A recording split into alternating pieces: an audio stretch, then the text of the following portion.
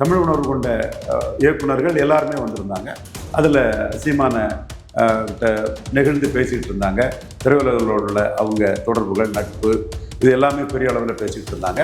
சீமானுக்கு தமிழ் உணர்வை பாராட்டி, நீங்கள் ஒருத்தர் இல்லைன்னா தமிழனுக்கு திரையுலகில் எங்கேயுமே இடம் இல்லாமல் போயிருக்கோம், நீங்கள் தான் தமிழனுக்கு ஒரு மிகப்பெரிய ஒரு பலமாட்டு இருக்கிறீங்கன்னு எல்லாருமே மனம் திறந்து பாராட்டினாங்க. உங்களுடைய தமிழ் அந்த முயற்சிக்கு என்னைக்கு நாங்கள் துணை நிற்போம்னு சொல்லிட்டு போனாங்க. ஸோ அவங்க நாம் தமிழர் கட்சி ஆதரவாளர்கள் கிடையாது, சீமானோட அந்த தமிழ் காசுக்கு, அந்த இஷ்யூவுக்கு ஆதரவாக நாம் தமிழர்ங்கிற ஒரு அமைப்பு எல்லா துறையிலோட உள்ள தமிழர்களுக்கும் பெரிய ஒரு பாதுகாப்பாக இருக்குது. அது துறை மட்டுமில்லை, ஒரு கட்டுமானத்துறை, எல்லா துறைகளிலையுமே தொழில்துறை, வர்த்தகத்துறை எல்லாத்திலுமே நாம் தமிழர் சீமான்கிறது பெரிய ஒரு பலம். அதை நாங்கள் உணர்றோம். தமிழன்னு சீமான் சொல்லி நிற்கிறதுக்கு தான் எல்லா வகையில் உள்ள தமிழர்களுக்கும், திரைத்துறை இயக்குனர்னாலும் சரி, எல்லா வகையிலுமே தமிழர்களுக்கு அது ஒரு பெரிய பலம்ங்கிறத சொல்லினாங்க. தென் ஏஆர் முருகதாஸ்கிட்ட பேசிகிட்டு இருந்தேன். முருகதாஸ் விஷயத்தில் ஒன்று ஞாபகப்படுத்துகிறேன். அப்போ நீங்கள் அந்த இடத்துக்குள்ள டைரக்டர்ஸ் எல்லாம் சீமான்ட்ட வராங்கன்னா, சீமான் இதில் தெளிவாக நிற்கிறாரு, உறுதியாக நிற்கிறாரு, பிரமணியாளர் ஓட்டு இல்லைனாலும் பரவாயில்ல, தமிழோட பெருமையை நம்ம சொல்லி நிற்கணும்னு இருக்கிறாரு. விஜய்கிட்ட சுயநலமும் சந்தர்ப்பம் தான் அந்த இடத்துல இருக்குது. இப்போ நீங்கள் இந்த இடத்துக்குள்ள இதை கில்லிங் சைலன்ஸ் பண்ணிட்டு போகக்கூடாது. இந்த இடத்துக்குள்ள சீமான் நேர்மையானவன், நாணயமானவன், தன் கருத்தை ஸ்டடியாக முன்னெடுத்து வைக்கிறான்னு சாதாரண பிராமணர்கள்லாம் மோடி பிரதமரை வாக்களித்தவங்கலாம் சீமானுக்கு வாக்களிக்க தயாராக இருக்கிறாங்க. ஸோ சீமான் 234 தனிச்சு போட்டிடுறாரு, அதில் எந்த மாற்றமும் இல்லை. பட்டு எடப்பாடிக்கு இப்போ தெளிவாக தெரியுது, சீமான் தனிச்சு நின்னா நம்மளை பலகீனப்படுத்துவார்னு தெரியுது. 18 விழுக்காடில் பலகீனப்படுத்துறது வேற, இவர் எடுத்து வச்ச 20-23 விழுக்காடுக்குள்ளையும் பலகீனப்படுத்துவார்னு தெரியுது. அதுவும் கான்செப்ட் வைஸ் தான் அதை பேசுகிறேன். அரசியல் ரீதியாகவும் 2026 சீமானுக்கு பெரிய கெயினை கொடுக்குது. இதையும் தாண்டி இதுக்குள்ள இன்னொரு ஸ்ட்ராட்டஜி இருக்குது. அது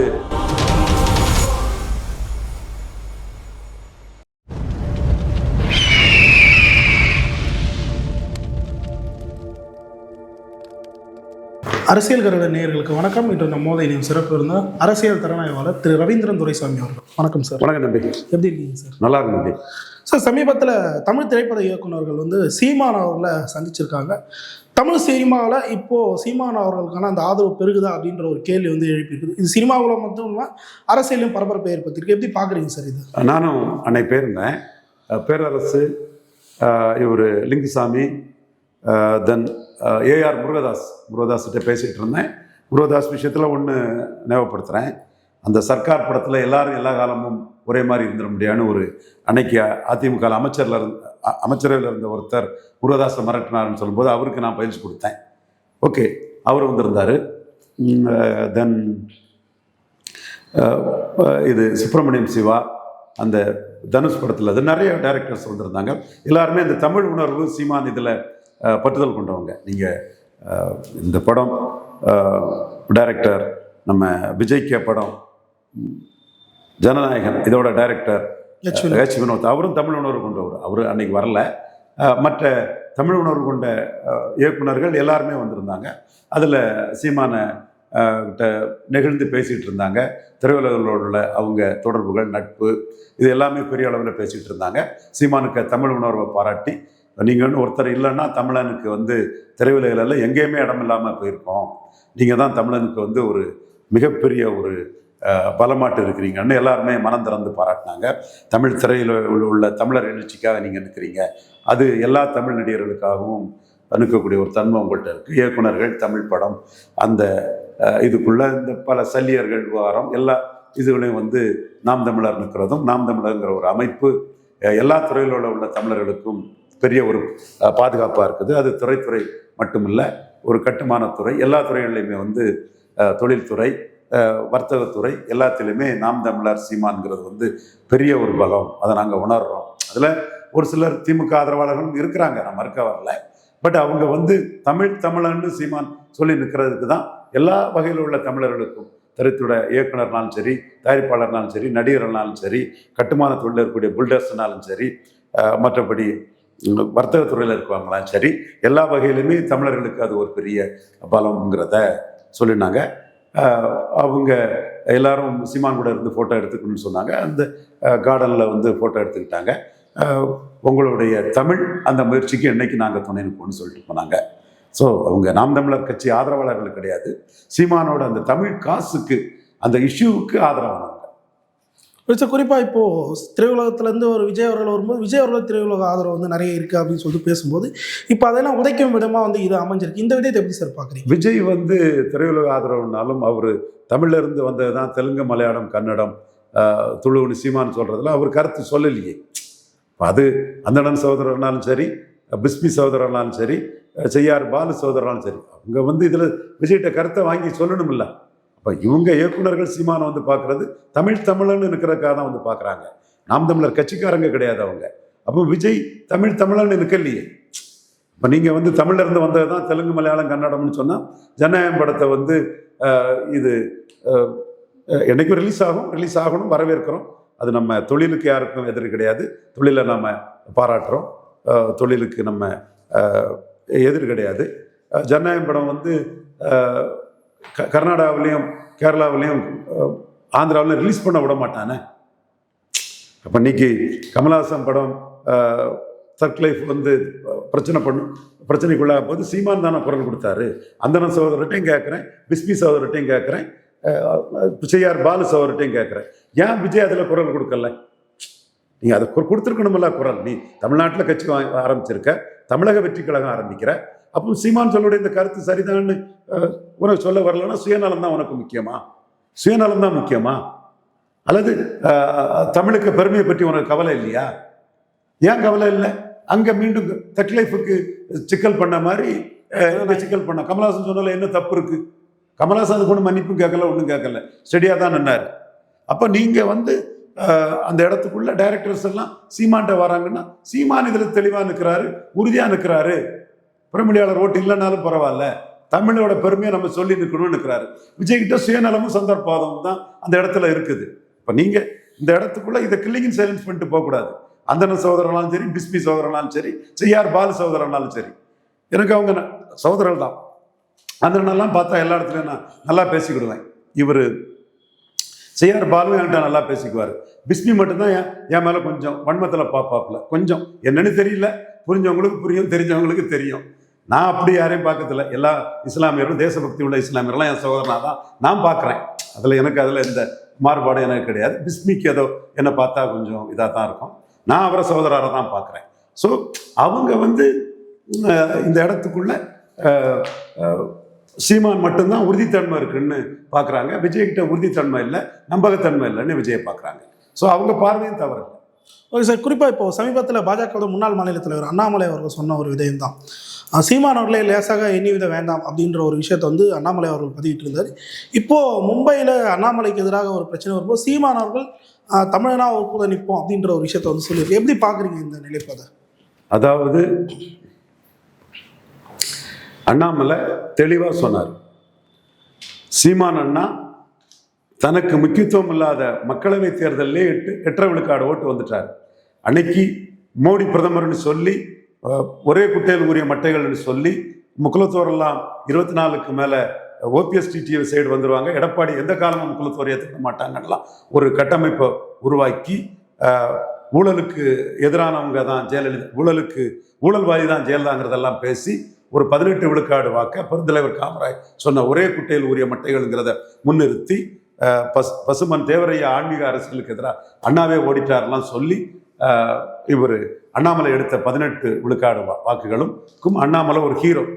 அன்னைக்கு அண்ணாமலை இந்த களத்துக்குள்ள 3வது அணியாட்டு மோடியை முன்னிறுத்தி பாமக, ஓபிஎஸ், டிடிவி இவங்களெல்லாம் ஒன்றிணைச்சு ஒரு அணி கட்டமைக்கலன்னா சீமான் 12 விழுக்காடுக்கு மேலே போயிருப்பார். அந்த ஓட்டு மாற்றம் ஒன்று சீமானுக்கு ஒரு 4 விழுக்காடு ஓட்டு கூட வந்திருக்கும். அது 8 விழுக்காடு சீமானுக்கு வந்தது பெருமைக்குரிய ஓட்டுங்கிறத அண்ணாமலை சொல்கிறாரு. நானும் அதுதான் சொல்கிறேன். அண்ணாமலை அன்னைக்கு 3வது இல்லைன்னா 4வது வந்த சீமானுக்கு 3வது வந்திருப்பார். 12 விழுக்காடு ஓட்டு சீமானுக்கு வந்திருக்கும். இதுதான் அன்னைக்கு நடந்திருக்கும். அதை அண்ணாமலை தெளிவாக சொல்கிறாரு. இப்போ சட்டமன்ற தேர்தல்னா இந்த 18 விழுக்காடு ஓட்டும் மோடி பிரதமர் அண்ணாமலை சிஎம் ஆட்டு மனசுக்குள்ள நினச்சிக்கிட்டு, மக்களவை தேர்தல் தான், பட் அவங்களுக்கு ஒரு ஹீரோங்கிற வார்த்தையை சொல்கிறேன், அந்த ஓட்டர்ஸ் மத்தியில் அண்ணாமலை தான் சிஎம் கேண்டிடேட். அதை உடச்சிக்கிட்டு எடப்பாடி கூட போகும்போது அது பொருந்தா கூட்டணியாகும், தமிழ் நட்பாகும், கருவாட்டு சாம்பாராகும், வெஜிடபிள் பிரியாணியும் நான் வெஜிடபிள் பிரியாணியும் ஒன்று சேர்த்த மாதிரி அந்த ஓட்டு எடப்பாடி தலைமைக்கு டிரான்ஸ்ஃபர் ஆகாது. இதை அண்ணாமலை ரொம்ப தெளிவாக புரிஞ்சுக்கிறார். ஜெயலலிதா அம்மையார் உயிரோடு இருக்கும்போது 1 விழுக்காடு ஓட்டு தான் சீமானே எடுத்திருந்தார். இன்னைக்கு எடப்பாடி கட்சி 2 ஜாதி கட்சியாக மாறினாலையும் கிராப்பரா அபகரிக்கும் தன்மையோட எல்லாம் எனக்கு போடு, எல்லாம் எனக்கு போடு, எல்லாம் என் ஜாதிக்கு போடு, எல்லாம் எனக்கு போடுன்னு அபகரிக்கும் தன்மையாட்டு அபகரிக்கிற தன்மையிலையும் மற்ற ஜாதிக்கு முக்கியத்துவம் கொடுக்காம மற்ற ஜாதிகளுக்கு ஏமாளிகள் இழிச்ச வாயர்கள்னு அவர் கருதுறதுனாலையும் எடப்பாடி பவருக்கு வந்தால் நம்ம ஜாதிக்கு லாபம் இல்லைன்னு செங்குந்தர், உடையார், அகமுடையார், பறையர், தேவேந்திரகுல வேளாளர், மன்னார், நாவிதர், குயர் போன்ற பல ஜாதிகளும் சீமானுக்கு ஓட்டு போடுறதுனால தான் சீமான் 8க்கு வந்திருக்காரு. எல்லாம் உயிரோடு இருக்கும்போது 1 விழுக்காட்டில் தானே சீமான் இருந்தார். நான் தமிழ் தேசிய அரசியலையோ தமிழர் இதையோ பிரபாகரனோட இதையோ சீமான் முன்னெடுத்துட்டு போகிறத நான் குறைச்சி மதிப்பிடலை. பிரபாகரன் விஷயத்தில் பேசிட்டு இன்னைக்கு ஒருத்தர் மன்னிப்பே கேட்டுட்டு போயிட்டாரு. அப்போ இந்த இடத்துக்குள்ள நான் பிரின்சரி காஸ்ட் எடப்பாடியை ஏற்றுக்காம சீமான் பக்கம் வராங்க. அதனால தான் நேர்மறை சமூக நீதியை பேசக்கூடிய நாம சீமான் அந்த இடத்துல தூக்கி பிடிக்கிறோம். அது நேர்மறை சமூக நீதிக்காக தான் நம்ம அந்த இடத்துல தூக்கி பிடிக்கிறோம். அண்ணாமலையும் அந்த கருத்தை அன்னைக்கு தெளிவாக சொல்லும் போது இந்த சட்டமன்ற தேர்தலையும் இந்த 18 விழுக்காடு என்டிஏ வாக்குல பெரும் பகுதி சீமானுக்கு வர்றதுக்கு வாய்ப்பு இருக்குது. இந்த நாடார்கள் மோடி பிரதமர்னு அண்ணாமலை சிஎம்ங்கிற இமேஜினேஷன்ல வாக்களிச்ச இந்த நாடார்கள் சீமானுக்கு வாக்களிக்க வாய்ப்பு இருக்கு. முக்குலத்தோர் எடப்பாடிக்கு எதிராட்டு சசிகலா, தினகரன், OPS 10.5 இதுல எடப்பாடிக்கு எதிரான இதுல இருக்கக்கூடிய முக்குலத்தோர்கள் சீமானுக்கு வாக்களிக்கிறதுக்கு வாய்ப்புகள் ரொம்ப பிரகாசமா இருக்குது. அது போல பிராமணர்கள் இடபிள்யூஎஸ்ல எந்த கருத்துமே சொல்லாத எடப்பாடி சீமான் நாணயமா நேர்மையா அது ஜாதி அடிப்படையில் தான் இடஒதுக்கீடு இருக்கணும்னு நேர்மையா சொல்றாரு. அந்த நேர்மையா சொல்லக்கூடிய சீமானும் நம்பகத்தன்மையற்ற எடப்பாடிக்கும் இடையில பிராமண சமுதாயம் பாரதியாருக்கு பாரத ரத்னா கேட்கக்கூடிய பெரியார் மண்ணல்ல பெரியாரே மண்ணுன்னு சொல்லக்கூடிய 6 பிராமணர்களை கேண்டிடேட்டா போடக்கூடிய சீமானுக்கு நாம ஆதரவு கொடுக்கணும்னு சொல்றாங்க. வெளிப்படையாக தான் சீமான் அதில் இருக்கிறாரு.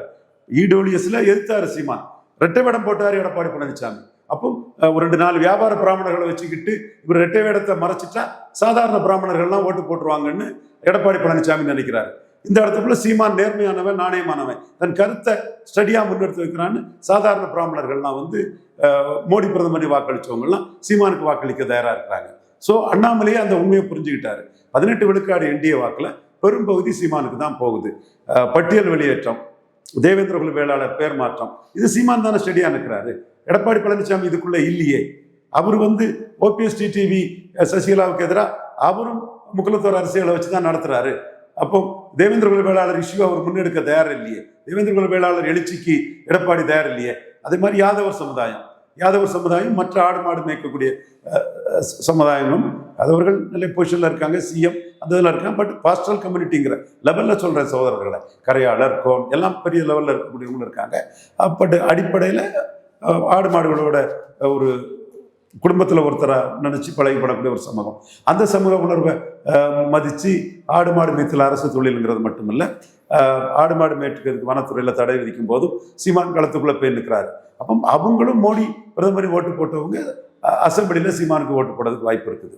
ஸோ இதை மனசில் கொண்டு தான் அண்ணாமலை யதார்த்தமாக அந்த கள அரசியலை சொன்னார். சீமானும் இன்னைக்கு இப்போ தான் சீமான்கிட்ட பேசினேன். ஆனால் கொள்கை ரீதியாக எனக்கு தேசிய இனங்களில் நான் மராட்டியர்கள் மராத்திக்கா இருக்கிறத நான் வரவேற்கிறேன், ஆதரிக்கிறேன். கர்நாடகர்கள் கர்நாடகா இருக்கிறத நான் ஆதரிக்கிறேன். தமிழர்கள் தமிழுக்காக இருக்கிறது தான் என்னோட நோக்கம். அதே மாதிரி மலையாளிகள் மலையாளத்துக்காக இருக்கிறதுல தப்பு இல்லை, அதே மாதிரி இருக்கிறது தப்பு இல்லை. ஆனால் ஸ்டாலினுக்கு எதிராக சனாதானம்னு வரும்போது நான் தான் ஸ்டாலினுக்காக நின்னேன். தமிழ்நாட்டில் உதயநிதி சனாதானத்தை எதிர்ப்புன்னு நிற்கும்போது உதயநிதிக்காக நான் நின்னேன். அதே மாதிரி என் தம்பி அண்ணாமலை, என் தம்பியை அவ இப்படி கேட்டான்னா என்ன வேணாலும் கேட்கலாம், எப்படி வேணாலும் பண்ணலாங்கிற நிலையை அலோவ் பண்ண முடியாதுன்னு அண்ணாமலைக்கான அந்த இதை சீமான் சொல்றாரு. ஒரு அரசியல் ரீதியாக தான் சொல்றாரு.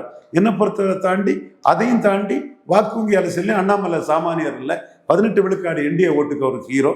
அவருக்கு ஒரு பிரச்சனையை மகாராஷ்டிராவில இருந்து கொடுக்கும்போது அவரோட சொந்த கட்சிக்காரர்களே வானதி சீனிவாசன், நயினாறு, தமிழிசை போன்றவங்கலாம் அதை டிஃபெண்ட் பண்ணாத போது சீமான் அதை டிஃபெண்ட் பண்றது தமிழுக்காக, தமிழன் ஒருத்தனுக்காக சீமான் நிற்கிறாருங்கிறது பெரிய இமேஜியா அனைத்து தரப்பு மக்கள்கிட்டையும் போகுது.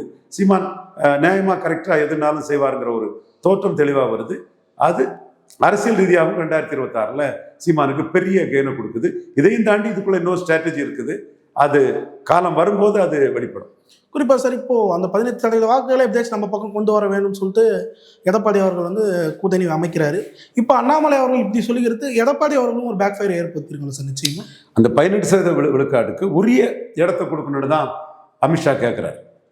இப்போ நீங்கள் 11.4 விழுக்காடு தாமரை ஓட்டு இருக்கு, 20 விழுக்காடு ரெட்டலை ஓட்டு இருக்குது.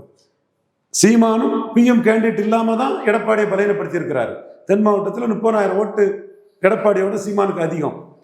4வது தள்ளிட்டார் எடப்பாடியை புதுச்சேரியில், 4வது தள்ளிட்டார் எடப்பாடியை கன்னியாகுமரியில், 4வது தள்ளிட்டார் உளவங்கோட்டில். அப்போ எடப்பாடியால் பலம் இல்லைன்னு நினைக்கக்கூடிய வண்ணார், நாவிதர், குயவர், Boer, ஒட்டர், Vettuva counter, Urali counter, தொட்டிய நாயக்கர், மருத்துவர், மங்களா, முக்குவர், பரதவர், பருவராஜகுல மீனவர், ஆண்டி பண்டாரம், சங்கம் போன்ற பல சமூகங்கள் சீமானுக்கு ஓட்டு போடுறதுனால தான் சீமான் ஜெயலலிதா காலத்தில் 1 விழுக்காடுல இருந்து 8 விழுக்காடுக்கு வந்திருக்கிறார்.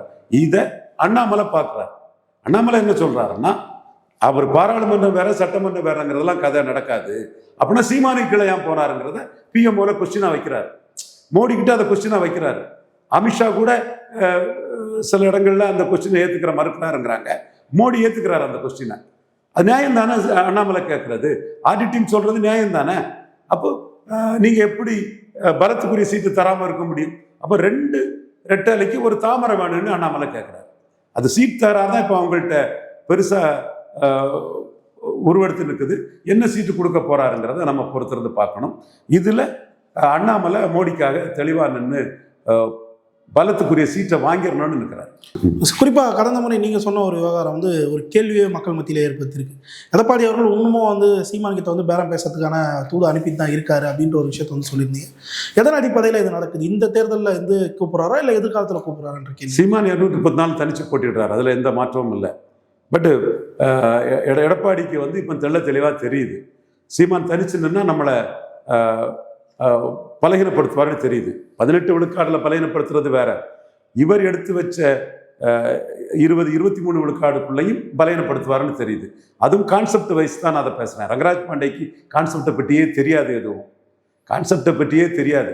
பெரிய அறிவாளி தான், பெரிய ஊடகவியலாளர் தான், ஆனால் அந்த கான்செப்டை பற்றியே தெரியாது. அப்படியே சூனா போனா அப்படியே கில்லிங்னு சைலன்ஸ் பண்ணிட்டு போயிடுது. சீமானுக்கு சாதகமாக வந்தால் அதை பேசாத, அப்படி ஒரு வன்மத்தில் இருக்கக்கூடிய ஒரு ரங்கராஜ் பாண்டே.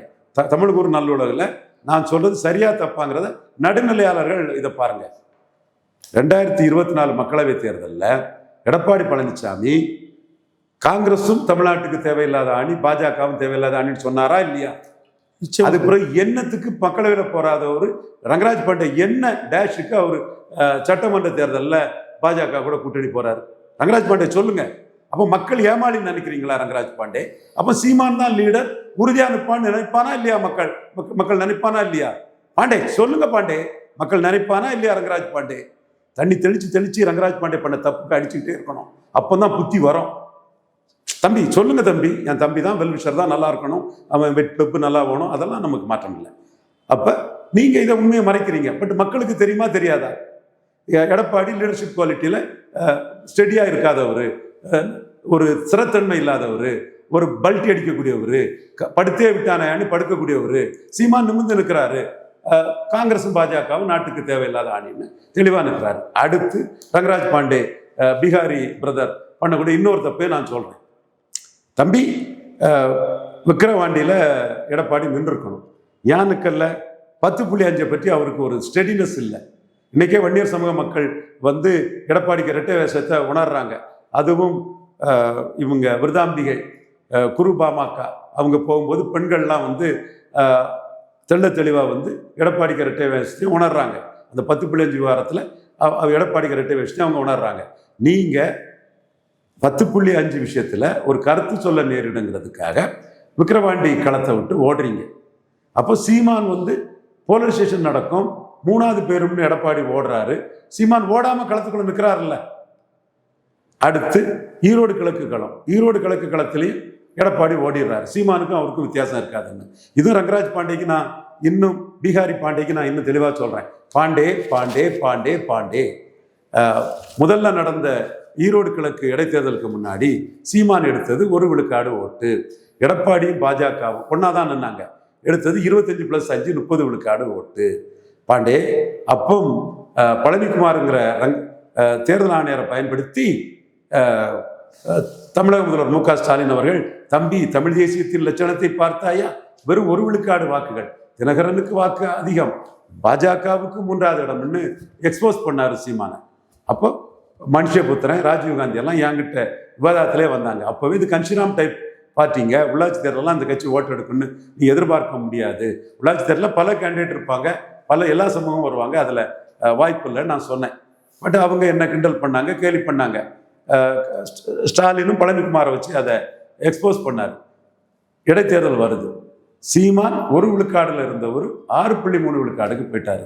அந்த விஜயநகர பேரரசு, பறையர் தேவேந்திர குல வேளாளருக்கு அருந்ததியர் ஒதுக்கீடு, அந்த விஷயங்கள் எல்லாம் எடுத்து பேசினார். அதில் நமக்கு மாறுபட்ட கருத்து இருக்கலாம். சீமான் அந்த இஷ்யூவில் தெளிவாக நின்னார். அடுத்து அந்த முப்பாட்டன் முருகனின் படைத்தளபதி வீரபாகு தேவன், அது செங்குந்தர் கைகோளர், படைக்கு முந்தக்கூடிய கைகோளர், வேலுக்கும் நூலுக்கும் வீரத்திற்கும் நெசவுக்குமான செங்குந்தர்களை பொழுது சீமான் முன்னெடுத்து ஒரு களத்தை அமைச்சார். இவர் சபரிசன் கூட செங்குந்தர் ஓட்டு நாம் தமிழருக்கு போயிருமோங்கிறதுக்காக, முதலியார்கள் ஓட்டு போயிருமோங்கிறதுக்காக களத்துக்குள்ளே வந்தார். அண்ணாவுக்கு பிறகு நெடுஞ்சினை வந்தால் நாடு நல்லா இருக்கும், ஒரு கொடுஞ்சனியங்கிட்ட நாடு போயிட்டுன்னு அடித்தார்.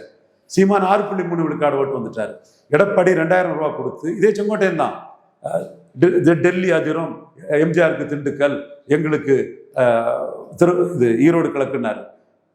என்ன ஆச்சு? 2000 ரூபா ஓட்டுக்கு கொடுத்தும் 5 விழுக்காடு ஓட்டு எடப்பாடி குறைஞ்சிட்டார். அதனால பாண்டே தம்பி புரிஞ்சுக்க, கேட்டுக்க, உண்மையை நீ மறைக்க முடியாதுப்பா. நீ பீகாரி முகமூடி, தமிழ் முகமூடி போட்டு எடப்பாடிக்க என்ன பேசினாலும் விடமாட்டோம்ப்பா, விரட்டி கருத்தியெல்லாம் ஒன்று அடிச்சு தகர்ப்பம்பா, உண்மையின் பலம் கொண்டு அடிப்பம்பா, பொய் சொல்ல மாட்டோம்பா, வெப்பு நல்லா இருக்கட்டு, உனக்கு என் வாழ்த்துக்கள். இதுல 5 விழுக்காடு எடப்பாடி டவுன் ஆயிட்டார். சீமான் 5 விழுக்காடு ஏறிட்டார், 5.3. 6.3 சீமான் வந்துட்டார். எடப்பாடி 25க்கு போயிட்டார். அப்போ நான் சொன்னேன், இதே இடைத்தேர்தல் தூத்துக்குடி, உசிலம்பட்டி, ஆண்டிப்பட்டி, தேவர் ஏரியா, நாடார் ஏரியாவில் வந்தால் டெபாசிட் போயிருக்கும் எடப்பாடிக்குன்னு சொன்னேன். 24 விழுக்காடு எடப்பாடிக்கு வரும்னு சொன்னேன். பாண்டே மாதிரியோ சுமன் சீனா மாதிரியோ கடும் போட்டி சொல்லலைனா 24 விழுக்காடு வரும்னு 25 எடுத்தார். இப்பவும் அதே இடைத்தேர்தல் அங்கே ஈரோடு கிழக்கில் வந்தது. சீமான் 8.3 விழுக்காடு மக்களவை தேர்தலில் ஈரோடு கிழக்கு செக்மெண்ட்ல எடுத்திருந்தார். எடப்பாடி பழனிசாமி 23 விழுக்காடு, இடைத்தேர்தலை விட 2 குறைவு. சீமானுக்கு இடைத்தேர்தலோட 2 அதிகம். எப்பா 2 பேருக்குமே சிஎம் பிஎம் கேண்டிடேட் கிடையாது. ரங்கராஜ் பாண்டே தான் இதை புரியணும். உண்மையை மறைச்சிக்கிட்டு மோசடி பண்ணக்கூடாது ரங்கராஜ் பாண்டே. அதுக்கு தான் நான் ரங்கராஜ் பாண்டே பேரை இழுத்து அடிக்கிறேன். அப்ப இடைத்தேர்தல் நடந்தா சீமான் ஒரு 5 விழுக்காடு உயர்த்துவார். 8.3 13.3 கொண்டு போயிருவார். எடப்பாடிக்கு 23க்கு ஒரு 5 குறைஞ்சிரும், 18,000. அப்போ எடப்பாடிக்கும் சீமானுக்கும் கொங்கு பெல்ட்டிலே வித்தியாசம் இல்லைன்னு ஆயிரும். அப்போ மற்ற பெல்ட் என்ன சொல்லும்? அப்போ நானே அதை சொல்லுவேன்ல, இதுக்கு பயந்து களத்தை விட்டு ஓடிட்டாரு எடப்பாடி பழனிசாமி. இப்ப எடப்பாடி பழனிசாமிக்கு ஆதரவா பேசுறவங்கலாம் சொல்லு, யாரா இருந்தாலும் சொல்லு, அது சுமன் ஸ்ரீராமனாலும் சரி, சவுக்கு சங்கர்னாலும் சரி, ரங்கராஜ் பாண்டேனாலும் சரி, யாருனாலும் சொல்லுங்க. நான் சொல்றது உண்மையா பொய்யா, இதுல தரவு இருக்கா இல்லையா? இதுதான் ரங்கராஜ் பாண்டே. நான் பெருச்சாலியை வாழை பிடிச்சி அடிக்கிற மாதிரி நடந்த விஷயத்த மோசடி பண்ணிக்கிட்டு தில்லுமுல்லு பண்றியா ரங்கராஜ் பாண்டே? நீ பீகாரியா செயல்படுறிய, ஒன்னு நான் தேசியவாதி, இந்த நாட்டுக்குள்ள நீ ஷைன் பண்றது ஒரு இந்திய நாட்டு எனக்கு மகிழ்ச்சின்னு சொல்லக்கூடிய போது நீ அற்பமா பீகாரியா இருக்கிறிய. சீமான் தமிழுக்கு பேசுறதுனால அவரை பற்றி உண்மையை சொல்லாம எடப்பாடிக்கு ஜாலரா அடிச்சு இருக்கிறிய ரங்கராஜ் பாண்டேங்கிறதான் என் கருத்தா. ரங்கராஜ் பாண்டே முன்னிறுத்தி தான் இந்த விஷயத்த நான் சொல்றேன். ஸோ இந்த இடம் சீமான் எடப்பாடி பழனிசாமியை 26லையும் பலகீனப்படுத்துவாருங்கிறதுக்கு ஆதாரமான இடம். அதைத்தான் அண்ணாமலையும் முன்னெடுக்கிறாரு, நானும் முன்னெடுக்கிறேன். இருட்டை கொண்டு ஓட்டை அடைக்கிறது மாதிரி இந்த ரங்கராஜ் பாண்டேக்களும் அவங்க மாதிரிப்பட்டவங்களும் பொய்யும் புரட்டும் சொல்லி பண்ணிட்டு இருக்காங்க.